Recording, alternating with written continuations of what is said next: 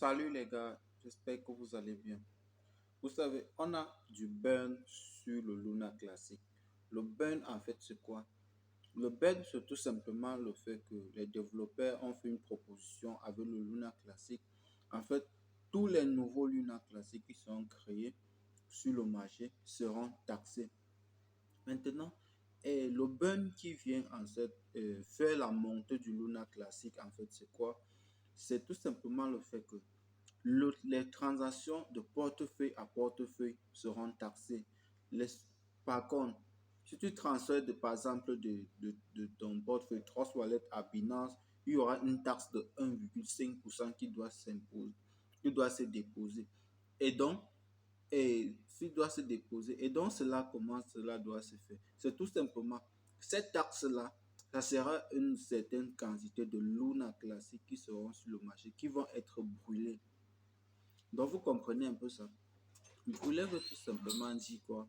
Que la quantité de jetons qui seront mises à la disposition de la blockchain seront tout simplement brûlées. Donc, au fur et à mesure que les transactions seront faites, la quantité de Luna classique qui est en circulation en ce moment devrait franchement totalement être brûlée. Mais les swaps ne seront pas taxés. Le transfert de Binance à Binance ne seront pas taxés. Mais le transfert d'un wallet, d'un portefeuille à un autre, de MetaMask par exemple à Binance, de Binance à, à Nexo ou bien à Coinbase ou plein d'autres crypto ou plein d'autres wallets seront tout simplement taxés. Et cette quantité qui est taxée de 1,5% sera tout simplement brûlée. Et ça donne plutôt, c'est plutôt une bonne nouvelle. C'est plutôt une bonne nouvelle.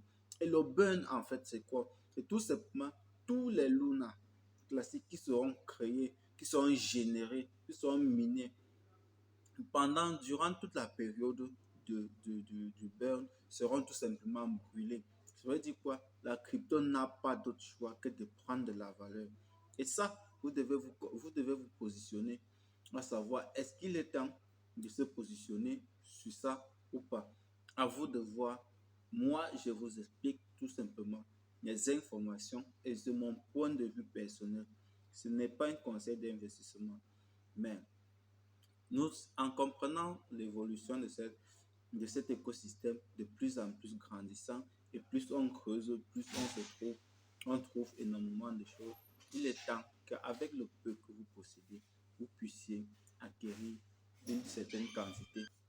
Vous pouvez acquérir une certaine quantité de jetons dans votre portefeuille. Oui, vous savez, qu'est-ce que le Luna et pourquoi je vous parle du Luna? Luna classique, c'est une jeton dont, après sa chute fracassante, les développeurs sont en train de travailler sur ça pour comprendre effectivement où et qui est le responsable, qu'est-ce qui s'est réellement passé et plein d'autres choses comme ceci.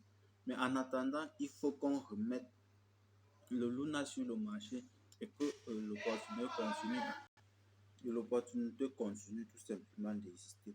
Donc les gars, contactez-moi, on a tous nos WhatsApp, on a tous nos groupes canaux, Telegram, WhatsApp, etc.